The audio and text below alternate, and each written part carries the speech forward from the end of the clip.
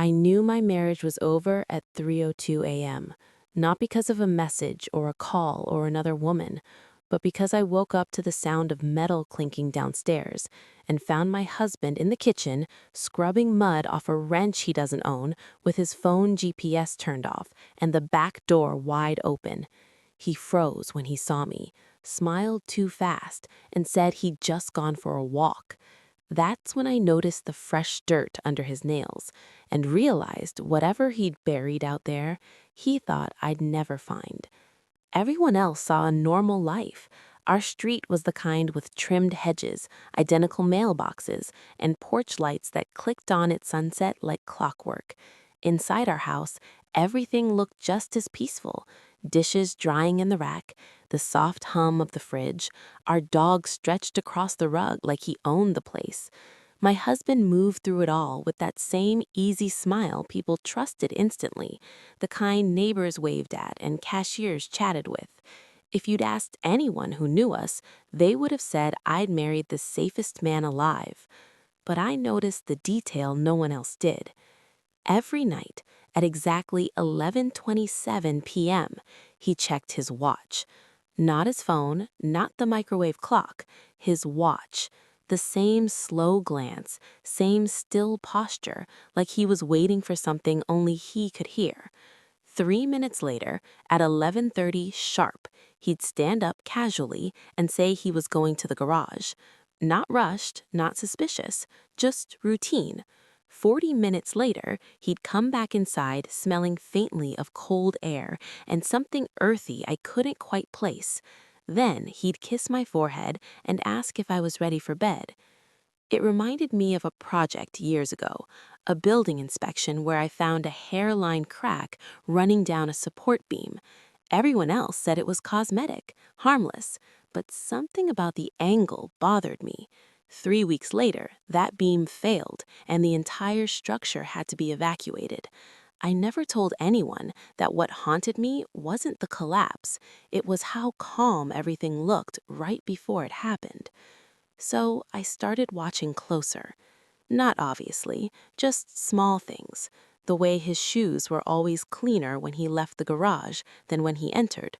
The way he washed his hands before touching anything, even if all he'd done was grab a screwdriver.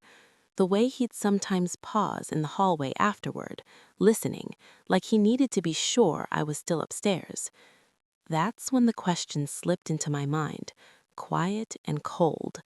What was he doing out there every night that required a schedule, silence, and dirt?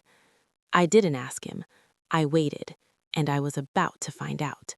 If you felt that shift, the exact second normal turns suspicious, comment "I see it," because the next chapter is where everything stops looking innocent. At first, it was small, just a smear of dark soil under his thumbnail when he reached for his coffee mug. He noticed me looking and curled his fingers inward, smiling like nothing had happened. Then came the second sign. When he stood up, the fabric of his sleeve slid back slightly, and I saw a thin red scratch running across his wrist, fresh enough that the skin around it was still raised. No one else would have thought twice. Scratches happen, dirt happens, life happens. But my chest tightened anyway, because his smile didn't reach his eyes. He talked like usual, asked about my schedule, joked about the dog hogging the bed, kissed my temple before heading to work. Every movement was perfect, too perfect, like he was performing a version of himself he'd practiced. And the strangest part was the calmness. Not nervous, not rushed, calm, the kind of calm people have when they think they've already gotten away with something. The house didn't notice. Sunlight still poured through the kitchen window. The clock still ticked softly above the stove. A delivery truck rolled past outside, playing tinny music. The world was moving exactly like it always did. But I wasn't. Because once you see one wrong detail, your brain starts stitching the rest together whether you want it to or not. The late-night garage trips, the mud, the silence, the precise timing, patterns. I watched him step out onto the porch, keys jingling, shoulders loose, posture relaxed, If I hadn't seen the dirt, I would have believed him completely. Anyone would have. He turned once before getting into the car, giving me that same gentle wave he'd given 1,000 times before. Only this time, it looked rehearsed. And suddenly, I understood something that made the air feel thin in my lungs. He wasn't hiding something from me, he was hiding something about me. The realization didn't hit like a loud noise.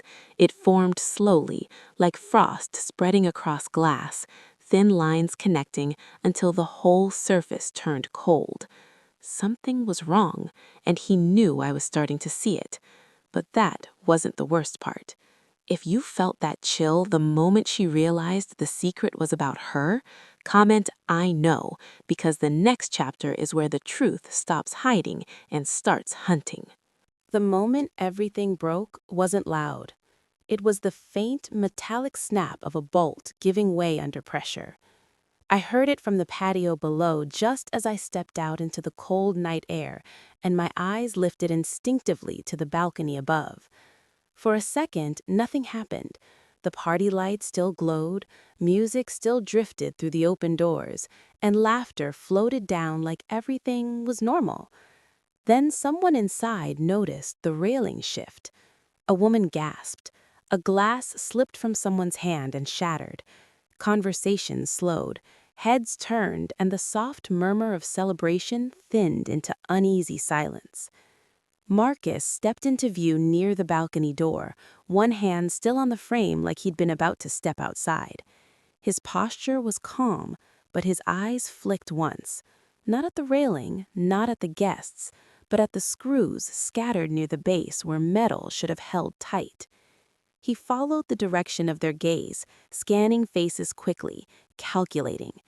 I could see the exact second his mind started rearranging the story he was about to tell. "It's loose," he said lightly, voice carrying just enough concern. "Must have been worn out. Nobody lean on it." People nodded, relieved to be given an explanation. Someone laughed nervously. The music kept playing. Control was slipping, but he was still holding it together, still steering the moment back toward normal. He even reached for the railing like he planned to fix it right there, playing the attentive host, the responsible husband, the man everyone trusted. Then one of the guests noticed something he didn't. "The bolts," the man said. "Why are they on the floor?" That was the crack. Marcus's hand froze midair, just for a fraction of a second, too fast for anyone else, not too fast for me, because I was already looking straight at him from the shadows below. His eyes dropped, found mine, locked. And in that instant, everything he'd been pretending collapsed behind his stare. The charm, the calm, the mask. He understood exactly what I'd seen, and exactly what I knew. Not suspicion, proof. If you felt the moment his control shattered, comment "exposed," because what happens next is where the hunter realizes he's the one trapped. That's when I realized something most people never learn until it's too late. Danger doesn't always look like a threat. Sometimes it looks like trust, like a familiar voice calling your name, like a hand you've held for years. And the scariest people aren't the ones who shout or rage. They're the ones who smile while they calculate. People like him don't lose power when they're attacked. They lose it when they're seen. I didn't scream. I didn't run. I didn't accuse him in front of everyone. I just stepped forward into the light. The shift was instant. Guests noticed me standing there below the balcony, my gaze fixed on him, unblinking. Conversations faded again, softer this time, curious instead of startled. Someone turned the music down. Marcus tried to smile, tried to step back into control, but control needs belief, and belief was already cracking around him, because once doubt enters a room, it spreads faster than truth. I lifted my hand slowly and held up the small steel bolts I'd picked up from the ground beside me, the same bolts that had been securing that railing an hour earlier, the same bolts he thought had fallen unnoticed into the dark.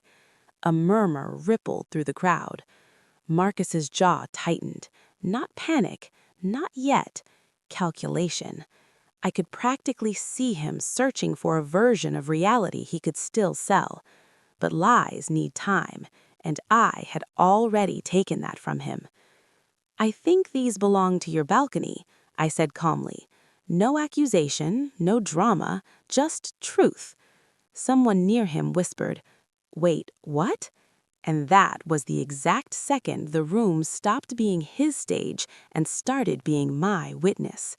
Security arrived before he could finish whatever excuse he'd been building, not because I called them then, but because I'd called them earlier, along with copies of recordings, timestamps, and a report already filed. By the time they escorted him, the same neighbors who used to praise him wouldn't even meet his eyes. He never looked back at me. That night, I didn't feel victorious. I felt clear, like fog had lifted from a road I didn't realize I'd been driving blind. Because the truth is, justice doesn't always roar. Sometimes it just stands still and lets the mask fall off on its own. And when it does, everyone sees the face underneath. If you believe the scariest villains are the ones hiding behind kindness, comment mask, because the next story proves this wasn't the only secret he buried. To everyone else, it was just a strange night, a party that ended early, a railing that mysteriously broke, a husband escorted out with tight shoulders and a forced calm. By morning, it would turn into neighborhood gossip, then fade into something people mentioned only when they needed a dramatic story to tell at dinner. But to me, it was the moment I learned the truth. Danger doesn't always arrive like a storm. Sometimes it waits quietly for years, smiling across the table, memorizing your habits, learning your trust like it's a language. And the most powerful thing you can do isn't to fight it, it's to see it clearly before it strikes. I still remember the exact expression on his face when our eyes locked. Not anger, not fear, recognition. The silent realization that I wasn't the person he thought I was, that I had seen everything, that the story he'd been writing behind my back had just been handed to the world instead. And honestly, I'd go through every second of that night again just to watch that moment one more time.